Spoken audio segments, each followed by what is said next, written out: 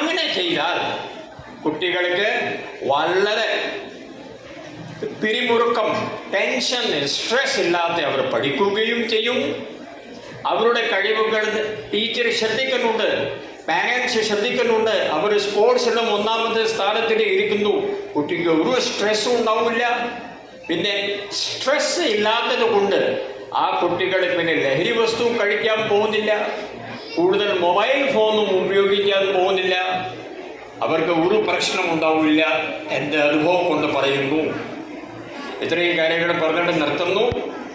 അപ്പോൾ വായനാശീലം നന്നാക്കണം, എഴുത്ത് നന്നാക്കണം, മലയാളം ഭാഷ ഇംഗ്ലീഷ് ഭാഷയിൽ സംസാരിക്കാൻ ശ്രമിക്കണം. തങ്ങളുടെ വേറെ കഴിവുകളുണ്ടെങ്കിൽ അത് പുറത്തു കൊണ്ടുവരാൻ ശ്രമിക്കുക. അതിനുവേണ്ടി പാരൻസും ടീച്ചേഴ്സും റെഡിയാവണം.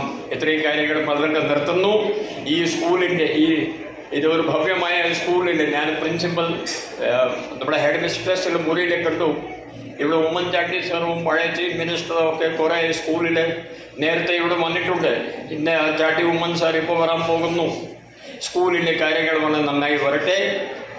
ഒരിക്കൽ കൂടി കുട്ടികളോട് എൻ്റെ ഹൃദയം നിറഞ്ഞ ആശംസകൾ പറഞ്ഞിട്ട് നിർത്തുന്നു. ജയ് ഹിന്ദ്.